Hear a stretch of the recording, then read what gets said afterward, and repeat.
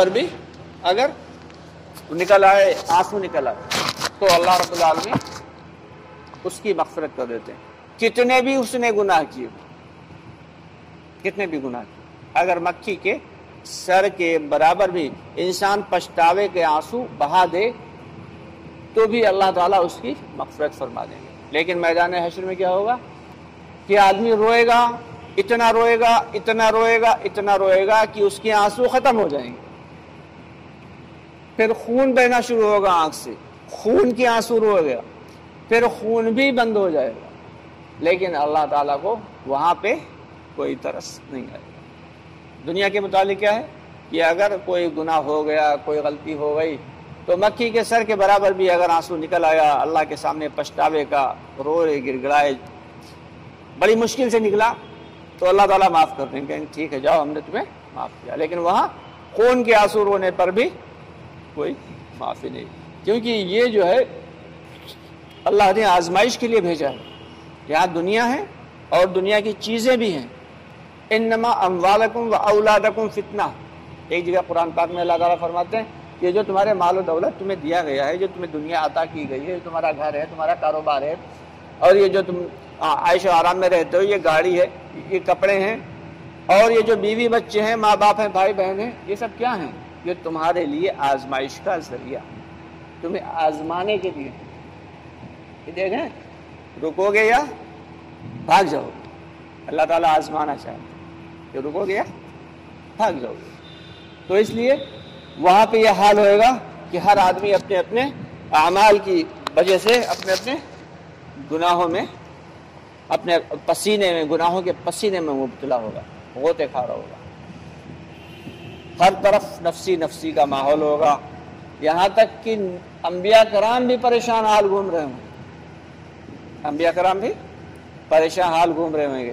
لوگ جائیں گے آدم علیہ السلام کے پاس کہ آپ تو ہم سب کے دادا ہیں، آپ تو دادے ابا ہیں، آپ جائیے اللہ تعالیٰ سے سفارش کر دیجئے کہ اللہ تعالیٰ حساب کتاب شروع کر دے۔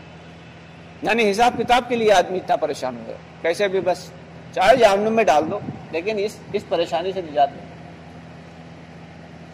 تو آدم علیہ السلام منع کر دیں کہ نہیں بھائی ہم سے غلطی ہو گئی تھی، ہم نے وہ دانہ کھا لیا تھا جس کے لیے اللہ نے منع کیا تھا، کہیں اس کی وجہ سے ہماری پکڑ نہ ہو جائے، اللہ غصہ نہ ہو جائے، کیونکہ اللہ کے عرش کو 80,000 فرشتے کھینچ کے لائیں گے اور اللہ تعالیٰ بہت غصے میں ہوں گے۔ اس وقت اللہ تعالیٰ بہت غصے میں ہوں گے، ہر شخص اللہ کے غصے سے تھر تھر کانپ رہا ہوگا، اللہ بڑے غضب میں ہوں گے اس وقت۔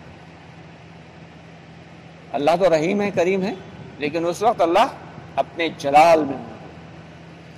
پھر کیا ہوئے گا کہ اس کے وہ حضرت آدم علیہ السلام کہیں گے ابراہیم کے پاس جاؤ، نوح علیہ السلام کے پاس جاؤ، لوگ نوح علیہ السلام کے پاس جائیں گے، وہ کہیں گے ابراہیم علیہ السلام کے پاس جاؤ، شاید وہ موسیٰ علیہ السلام کے پاس، عیسیٰ علیہ السلام کے پاس، سب کے پاس ہوتے ہوئے سب منع کر دیں گے بھیا میرے بس کی بات نہیں۔ پھر جو ہے عیسیٰ علیہ السلام کہیں گے ایسا کرو تو محمد صلی اللہ علیہ وسلم کے پاس چلے جاؤ، تو لوگ کہیں گے حضور پاک صلی اللہ علیہ وسلم کے پاس جائیں گے، کہیں گے سفارش کے لیے، آپ صلی اللہ علیہ وسلم کہیں گے ہاں مجھے حق ہے، اللہ نے مجھے حق دیا ہے کہ میں، چنانچہ سجدے میں گر جائیں گے اور پھر اللہ تعالیٰ سے معافی کی درخواست کریں گے۔ پھر حساب کتاب شروع ہوگا، پھر ایک لمبا سلسلہ ہوگا۔ کچھ لوگ وہ ہوں گے کہ جو تو بے حساب جہنم میں ڈال دیے جائیں گے، ان کا کوئی حساب کتاب نہیں ہوگا، چاہے ملحد ہوں، ان میں ملحد بھی ہوں گے، مشرک بھی ہوں گے، اور بہت سارے ہوں گے جن کو بغیر حساب کتاب جہنم میں ڈال دیا جائے گا۔ کچھ وہ لوگ ہوں گے کہ جو بغیر حساب کتاب کے جنت میں داخل کر دیے جائیں گے۔ پھر اس کے بعد حساب کتاب شروع ہو گیا، باقی لوگ ہوں گے، پھر ان سے کہا جائے ہاں اب حساب کتاب شروع ہوگا۔ اب حساب کتاب والے میں بھی بڑا الگ الگ قسم کا معاملہ ہوئے گا۔ کسی کو اللہ تعالیٰ بلائیں گے، کہیں گے یہاں آؤ، بلائے فرشتے پکڑ کے لائیں گے، کھڑا کریں گے۔ اللہ رب العالمین ایک ستاری کا پردہ جو ہے، یعنی حجاب ایک چھپا ہوا پردہ اپنے اس بندے کے اور مخلوقات کے بیچ میں ڈال دیں گے، اور اس سے پوچھیں گے تم نے یہ گناہ کیا تھا؟ کہے گا یا اللہ کیا تھا۔ اچھا تم نے یہ بھی گناہ کیا تھا؟ کہے گا ہاں اللہ کیا۔ اچھا یہ بھی کیا تھا؟ ہاں اللہ ہم نے یہ سب کیے تھے۔ جاؤ اچھا ہم نے دنیا میں تم پہ ستاری فرمائی تھی یعنی معاف کر دیا تھا، یہاں بھی تم پہ ستاری، جاؤ چپ چاپ نکل جاؤ۔ یعنی مخلوق سے بھی اس کی برائی کو اللہ تعالیٰ چھپا لے۔ یہ اللہ کی رحمت، اللہ کا فضل، اللہ کا احسان ہے۔ ایک مرتبہ حضرت محمد مصطفیٰ صلی اللہ علیہ وسلم تشریف فرما، پڑوس میں حضرت علی رضی اللہ تعالیٰ عنہ بیٹھے ہوئے، اچانک حضرت محمد صلی اللہ علیہ وسلم جو ہے ہنسے، تو آپ کو دیکھ کے حضرت علی رضی اللہ تعالیٰ عنہ وہ بھی ہنسی آ گئی، ہنستے دیکھا تو ہنسی آ گئی۔ آپ صلی اللہ علیہ وسلم نے پوچھا اے علی تم نے پوچھا نہیں کہ میں کیوں ہنسا؟ تو علی رضی اللہ تعالیٰ عنہ نے فرمایا یا نبی اللہ بتا دیجئے آپ کیوں ہنسے؟ تو حضرت محمد مصطفیٰ صلی اللہ علیہ وسلم نے فرمایا کہ ابھی ابھی میرے سامنے میدان حشر کا ایک منظر پیش کیا گیا۔ کہا کیا منظر تھا یا نبی اللہ بتا دیجئے؟ کہا ہوا یہ کہ ایک شخص کو لایا گیا، فرشتے پکڑ کے لائے، کھینچ تان کے اور کھڑا کر دیا اللہ کے سامنے، اور پھر کہا اللہ رب العالمین نے کہ بھائی ذرا کھولو اس کا کھاتا۔ چنانچہ کھاتا کھولا گیا تو اس میں گناہ گناہ گناہ گناہ، بہت سارے صرف گناہ ہی گناہ۔ اللہ رب العالمین نے فرمایا یہ سارے گناہ تم نے کیے ہیں؟ اب جب سب کچھ سامنے لکھا ہوا دکھ رہا ہے، کسی کی ویڈیو بنا کے پیش کر دو بھائی دیکھو یہ ہے، تو کیا منع کرے نہیں ہم نے یہ نہیں کیا؟ وہاں تو یہی سلسلہ وہاں بھی ہوئے گا، وہ کیسے منع کر سا؟ کہے گا ہاں بے شک اللہ یہ سارے گناہ تو ہم نے کیے ہیں بھائی۔ تو اللہ تعالیٰ کہیں گے اسے اٹھاؤ جہنم میں پھینک دو، فرشتے لے کے اسے چلیں گے، وہ 2-4 قدم چلے گا، پھر گھوم کے پیچھے دیکھے گا، پھر 2-4 قدم آگے بڑھے گا، پھر پیچھے گھوم کے دیکھے گا، فرشتے اسے کھینچیں گے جہنم کی طرف، وہ 2-4 قدم آگے بڑھ گئے، پھر پیچھے گھوم کے دیکھے گا۔ اللہ رب العالمین دلوں کا حال جاننے والے ہیں، لیکن اس کے باوجود اسے بلائیں گے لے کے آؤ اسے یہاں، فرشتے پکڑ کے لائیں گے کیا بات کیا دیکھ رہا ہو، پیچھے مڑ مڑ کے کیا دیکھ رہا ہے؟ وہ کہے گا یا رب العالمین آپ کے نبی محمد صلی اللہ علیہ وسلم نے ہمیں بتایا تھا کہ اللہ رب العالمین اپنے بندوں سے 70 ماہوں سے بھی زیادہ محبت کرتے ہیں، تو اب میری ماں کبھی بھی کتنا بھی غصہ ہوتی ہمیں آگ میں نہیں ڈال سکتی تھی، اور اگر کبھی غصہ ہوتی بھی تھی تو تھوڑی دیر کے بعد ارے رہنے دو اچھا چلو آ جاؤ مان جاتی تھی، اسے ترس آ جاتا تھا۔ تو آپ نے غصے میں آ کے ہمیں کیونکہ ہم نے گناہ کیے تھے، آپ کو غصہ تو آیا، آپ نے غصے میں آ کے کہہ دیا فرشتوں سے اٹھاؤ اسے جہنم میں ڈال دو، لیکن میں یہ سوچ رہا تھا کہ کب پیچھے مڑ مڑ کے اس لیے دیکھ رہا تھا کہ ابھی آپ کہیں گے اچھا رہنے دو ٹھیک ہے لے آؤ، اچھا رہنے دو ٹھیک ہے لے آؤ، یہی پیچھے سوچ کے ہم پیچھے مڑ مڑ کے میں دیکھ رہا تھا۔ اللہ تعالیٰ فرمائیں گے میرے نبی نے سچ کہا تھا، واقعی میں اپنے بندوں سے بے حد محبت کرتا ہوں۔ چنانچہ اس کے لیے حکم ہوگا کہ کنارے کھڑا کرو، اتنی دیر میں دوسرا بندہ لے کے آیا جائے گا۔ اب وہ شخص جو ہے فرشتے اسے پکڑ کے لائیں گے اور اسے پوچھیں گے بھائی یہ سارے تم نے گناہ کیے ہیں؟ تو کہے گا ہاں کیے ہیں۔ کہیں یہ سب تم نے کیے ہیں؟ مانتے ہو؟ کہا ہاں بے شک اقراری مجرم کیے ہیں۔ تو اللہ تعالیٰ فرمائیں گے اٹھاؤ اسے جہنم میں پھینک دو۔ وہ فرشتوں کہے گا چھوڑو چھوڑو ہٹو ہٹو ہٹو، چھڑائے گا اپنے آپ کو فرشتوں سے اور جہنم کی طرف تیزی سے دوڑے گا، جہنم کی طرف تیزی سے بھاگے گا۔ اللہ تعالیٰ تو سب کچھ جانتے ہیں، پھر بھی کہیں پکڑ کے لاؤ اسے، بلاؤ، فرشتے پکڑ کے لائیں گے، کہیں کیا بات وہاں کے لڈو بٹ رہے تھے، جہنم میں تم اتنی تیزی سے کیوں بھاگے؟ جہنم سے تو لوگ ڈر کے بھاگ رہے ہیں اور تم جہنم کی طرف تیزی سے بھاگ رہے ہو۔ تو بندہ کہے گا اے اللہ ہم نے دنیا میں تو بہت نافرمانی کی، ہم نے ہمیشہ تیرے کہنا مانی نہیں، تیرے حکم کو توڑا، نبی کے پاک طریقے کو چھوڑا، ہم نے سوچا ساری زندگی تو ہم نے نافرمانی کی ہے آپ کی، چلو آج آپ کی ہم بات مان ہی لیتے ہیں، کہاں فرشتے ہمیں کھینچ کر ہم خود ہی جہنم کی طرف جا رہے ہیں۔ تو اللہ تعالیٰ کو ترس آ جائے گا اور رحم فرما دیں گے، کہیں گے بھائی بات تم نے میری بات مان لی، چلو ٹھیک ہے اسے معاف کر دیا۔ چنانچہ دونوں کو اٹھا کے جنت میں داخل کر دیا جائے گا۔ یہ فرما کے اللہ کے نبی صلی اللہ علیہ وسلم نے فرمایا کہ یہ منظر دیکھ کے مجھے ہنسی آئی۔ حضرت علی رضی اللہ عنہ فرماتے ہیں کہ اے اللہ کے نبی، آپ کو ہنستے دیکھ کے مجھے بھی ہنسی آئی۔ تو معاملہ یہ ہے کہ اللہ رحیم ہے اور کریم ہے بے حد و حساب، لیکن اللہ کی رحمت کا ناجائز فائدہ اٹھانا اور جان جان کر اللہ کے حکموں کو توڑنا یہ غلط ہے۔ کہ جتنا علم ہے اس علم پر عمل کرنا ہے، جتنا علم ہے اس علم پر عمل کرنا ہے۔ ہاں غلطی تو انسان سے ہوگی، اللہ تعالیٰ نے یہ خصوصیت، یہ صفت رکھی ہے انسان کے اندر کہ وہ گناہ کرے گا۔ فرشتوں میں یہ صفت ہی نہیں۔ کوئی اندھا یہ کہے کہ بھائی ہم کسی غلط چیز کو نہیں دیکھتے تو اس نے بڑا کام تھوڑی کر لیا، جب اسے دکھائی نہیں دیتا وہ کیا دیکھے گا؟ کوئی اندھا یہ کہے کہ ہم کوئی بری چیز نہیں دیکھتے، کوئی بہرا یہ کہے کہ ہم گانے وانے نہیں سنتے ہیں، ہمیں قطعی پسند ہی نہیں، ہم گانے نہیں سنتے، تو بھی تم سنائی نہیں دیتا تو تم کیا سنو؟ تو فرشتوں کے اندر یہ صفت ہی نہیں کہ وہ گناہ کریں، وہ تو نور سے بنے، تو ان کے اندر کہاں یہ صفت؟ اللہ نے یہ صفت تو انسان و جنات کے اندر ڈالی، اسی لیے حساب کتاب بھی انسان و جنات سے ہی کیا جائے، فرشتوں سے کیا حساب؟ کوئی حساب کتاب نہیں، چونکہ اللہ نے یہ صفت ڈالی ہے انسانوں کے اندر، دو راستے دکھا دیے، اس کے لیے دماغ دیا، عقل دی، اور وہ عقل استعمال کرے کہ دو راستے دکھائے، ایک یہ صحیح راستہ ہے، ایک یہ غلط راستہ ہے، اب تم صحیح پہ جا رہے ہو یا غلط پہ جا رہے ہو؟ تو مومن کو کیسے چلنا ہے؟ دنیا میں مومن کو بہت احتیاط کے ساتھ چلنا ہے۔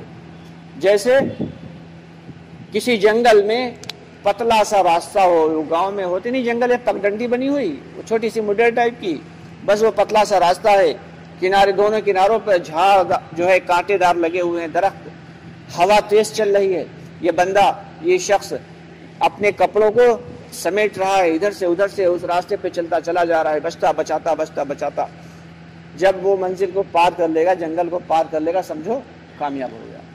دنیا میں مومن کو کیسے رہنا ہے؟ اسی طریقے سے رہنا ہے کہ کہیں سے غیبت کا گناہ آ رہا ہے، کہیں سے جو ہے نظر کا گناہ آ رہا ہے، کہیں سے فتنے آ رہے ہیں، کہیں سے آزمائشیں آ رہی ہیں، بچتا بچاتا اپنے کپڑوں کو سمیٹتا ہوا، بس دھیرے دھیرے آخرت موت تک پہنچ گیا، وہ کامیاب۔ حضرت امام احمد بن حنبل رحمۃ اللہ علیہ کتنے بڑے امام ہیں، 7 مرتبہ خواب میں کس کی زیارت کی ہے؟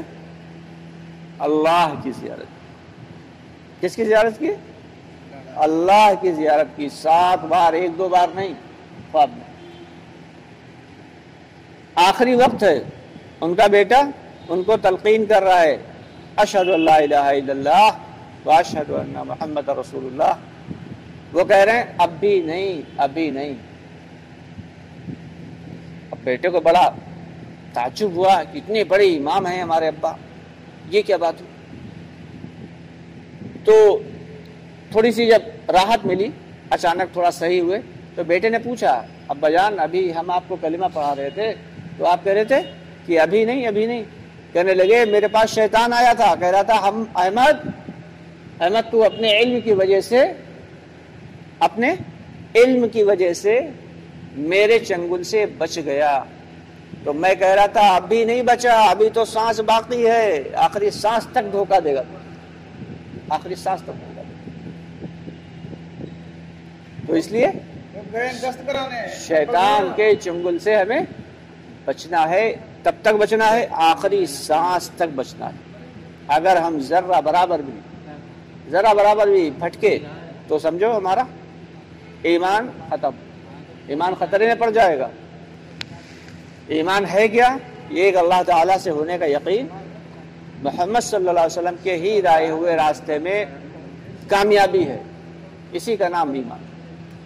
اگر ہم یہ 2 چیزیں مضبوطی کے ساتھ پکڑ دیں تب سمجھو ہم کامیاب ہیں، مضبوطی کے ساتھ۔ یہ نہیں کہ آدھا تیتر اور آدھا بٹیر، کہ تھوڑا سا عمل تو دین پہ کیا، تھوڑا سا عمل دل پہ کر لیا، کہ جب کسی گھر میں کسی کا انتقال ہوا، ہم بولا مولانا صاحب کو، بتاؤ بھیا کفن کیا ہوئے گا، ہاں اچھا، کیسے نہلانا ہے، سب کچھ جو ہے اس کے اعتبار سے، اور یہ سب کچھ نپٹ گیا اور گھر میں ہوئی شادی، تو بلایا تو گیا مولانا صاحب کو، لیکن بلایا کے کنارے بٹھا دیا گیا، اور یہاں پہ گھر میں کیا بج رہا ہے، ڈی جے بج رہا ہے، سب کے سب ڈانس کر رہے ہیں، اور وہ ساری خرافات ہو رہی جو نہیں ہونا چاہیے۔ اب منع کرو تو جو منع کر رہا ہے تو اس سے کیا کہیں گے، ابا ناراض ہو جائیں گے، کوئی کہہ رہا ہے خالہ ناراض ہو جائیں گے، کوئی کہے گا ممانی ناراض ہو جائیں گے، بھائی یہ سب تو ہوگا۔ تو یہاں پہ کیا کیا، یہاں پہ دین پہ عمل نہیں کیا، یہاں پہ دل پہ عمل کیا، جی چاہا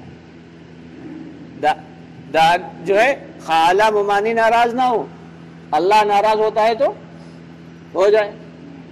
تو یہ ایمان اللہ کے یہاں قابل قبول نہیں ہے کہ جب کوئی ختم ہوا تو بلایا مولوی صاحب کو، ان کی ہر بات پہ عمل، اور جب گھر میں شادی تو مولوی صاحب کو اٹھایا کنارے رکھ دیا، بس دو بول پڑھوانا ہے ان سے، بس نکاح پڑھوانا، اس لیے انہیں بلایا تو گیا ہے لیکن کنارے بٹھا دیا گیا، آپ یہاں بیٹھیے، وہاں بے پردگی ہوگی۔ امام صاحب مولوی صاحب کو بلا کے کنارے بٹھا دیا کمرے میں، اور ساری خرافات ہو رہی، چاہے لڑکی کی شادی ہو چاہے لڑکے کی شادی، ہی لفظ غلط ہے۔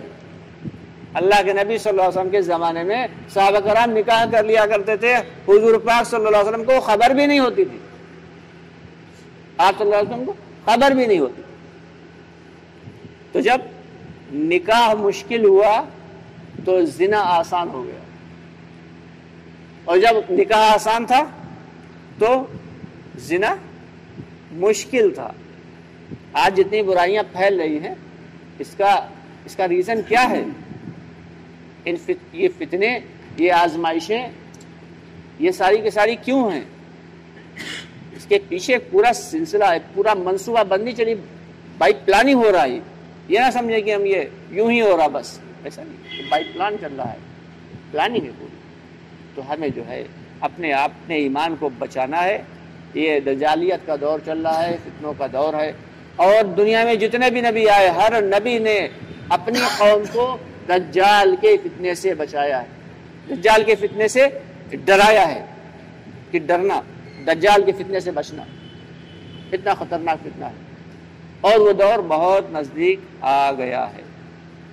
ایک مرتبہ اللہ کے نبی صلی اللہ علیہ وسلم سے پوچھا گیا کہ قیامت کب آئے گی؟ کون سا؟ آج سے 1450 سال پہلے کی بات ہے۔ تو آپ صلی اللہ علیہ وسلم نے 2 انگلیاں اٹھا کے بتایا ہے کہ میرے اور قیامت کے بیچ میں بس اتنا سا فرق، تو اب تو وہ فرق بھی ختم ہو گیا۔